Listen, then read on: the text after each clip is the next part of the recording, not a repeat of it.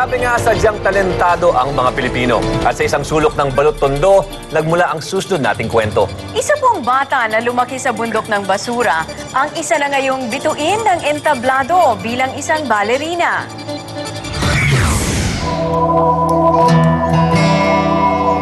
Mabaho, madumi, at napalilibutan ng basura. Ito ang lugar na kinalakihan at tinitirhan ni Jessa Balote. Tulad ng mga kapitbahay niya rito sa Balot-Tondo, pagpupulot at pangungolekta ng mga basura ang nakagisnan ni Jessa.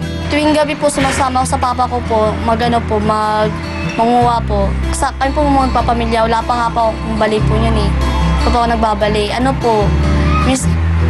pumupunta po kami sa mga bahay-bahay po, agano po kami ng mga basura.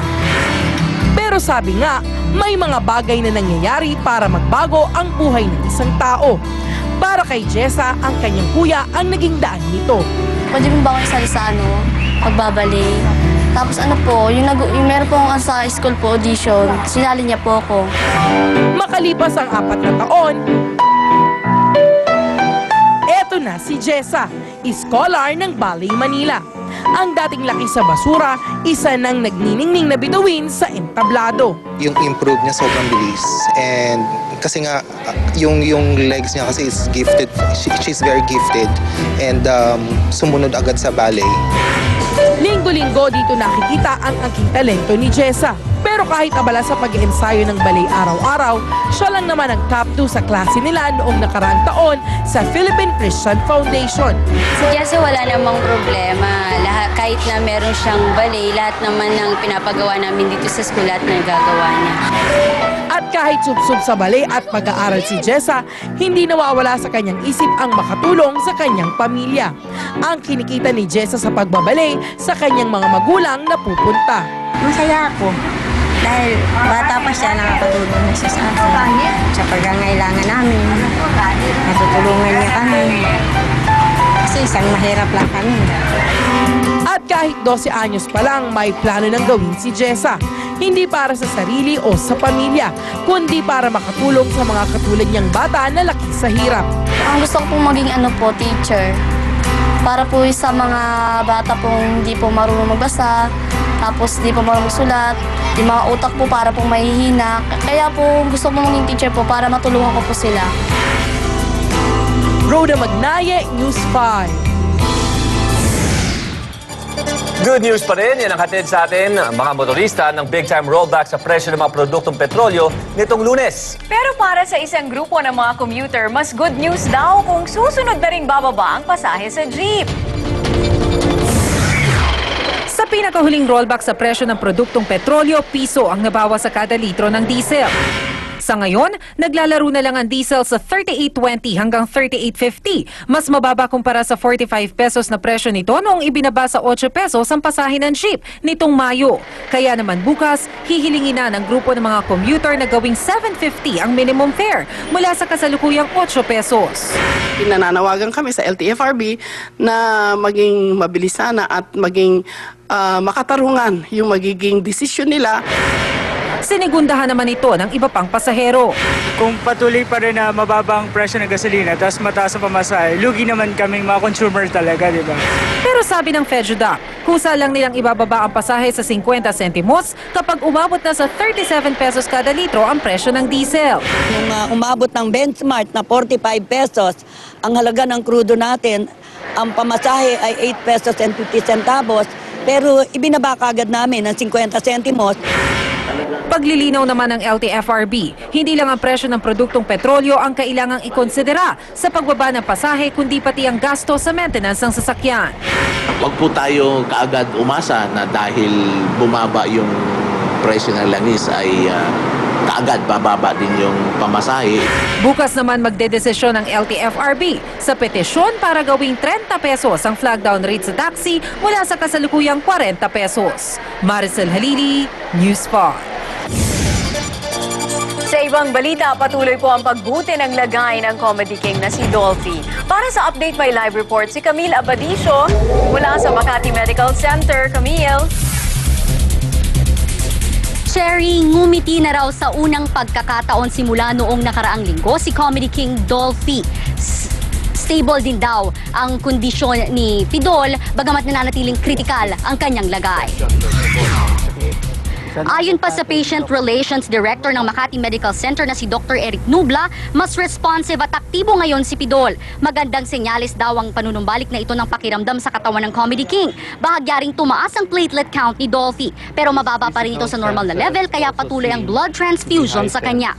Pahinga rin ngayon sa dialysis si Dolphy at ipagpapatuloy ito bukas. Samantala, mas hinigpitan ang seguridad sa ICU kung nasaan si Dolphy. Delikado pa rin kasi sa mga virus at bacteria ang aktor. Pinag-iingatan din nila ang privacy ng pamilya Quezon. Narito ang bahagi ng pahayag ni Dr. Eric Nubla. His physical senses also seem to be heightened since he has become ticklish again. Consequently, he can also feel pain now, and it shows from his facial expressions and movements from time to time. That's a good sign. Sherry, hanggang sa mga oras na ito ay wala pa kaming namamata ang mga personalidad na dumalaw dito sa Makati Medical Center ngayong gabi. Pero patuloy kami nakaantabay sakaling may dumalaw o sakaling maglabas ng panibagong medical bulletin ng MMC tungkol sa kalagayan ni Dolphy. Cherry? Camille Abadisio, maraming salamat sa iyo. Nag-ulat po mula sa Makati. Patay ang isang taxi driver sa karambolan ng sasakyan sa Congressional Avenue sa QC. Ang isang driver naman ng motor, himalang nabuhay. Kaya Rescue 5 saklolohan yun.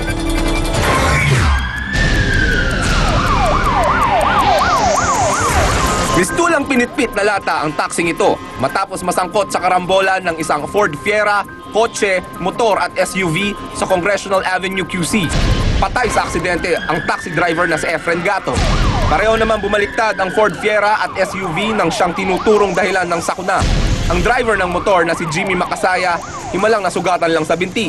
Yung kulay itim po, Pajero, kahit na-stop na sila, tumuloy-tuloy pa rin po. Tapos, tinamaan niya yung taxi po, tumama sa akin.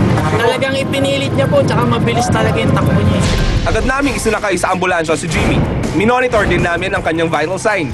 Halata naman nakainom ang driver ng SUV na si Mia Recto. Pero depensa niya? Ito talaga yung lane papunta dito sa Congressional eh. So, kahit saan dyan, okay lang.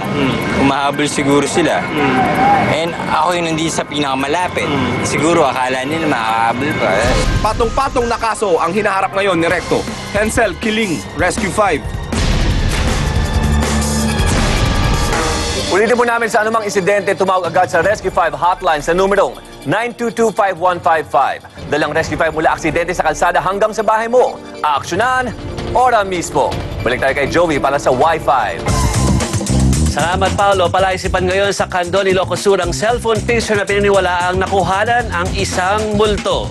Wala raw tao sa shop ni Roger Baroga nang maisipan niyang kunan ng picture ang kanyang motor. Pagtingin niya sa litrato, nagulat siyang may babae na sa pader. Wala naman daw disenyo ang pader na malapit sa kinukunan niya. Minsan na rin daw niyang naramdaman na merong itim na babae sa pwestong iyon. Nagtirik na si Roger ng kandila sa naturang lugar. Pero paano napunta din? Kayo na po ang bahalang humusga kung totoo yan o hindi. Samantala sa Amerika naman, huli po sa kamera ng kakaibang hobby na isang lalaki habang bumabaha. Naispatan kasi siya na nagwi-wakeboard sa baha habang nakatali sa isang kotse sa Florida po yan. Bumaha sa lugar na yun dahil sa bagyong Debbie na dumadaan nga ngayon sa Amerika. Samantala, nabu naman si US President Barack Obama na mag-joke tungkol sa baseball team ng Boston. Na-trade kasi ang baseman ng Boston Red Sox na si Kevin Youkilis sa Chicago White Sox sa paboritong team ni Obama. Nang mag-joke siya sa Boston, agad siyang inulan ng boo. And finally, boss, I just want to say thank you for Euclid.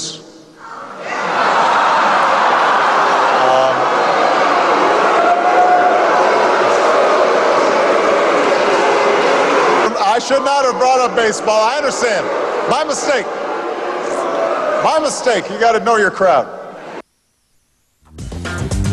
Okay, balik mo na sa inyo, Paolo Cherry. Yan yung mga, it seemed like a good idea at that time. No? It seemed like a funny joke. No one's laughing now. Susunod! Bilang mga batang Pinoy na nagtatrabaho na sa murang edad, nasa 5.2 milyon na. Child labor free na target ng gobyerno sa 2015, maabot kaya?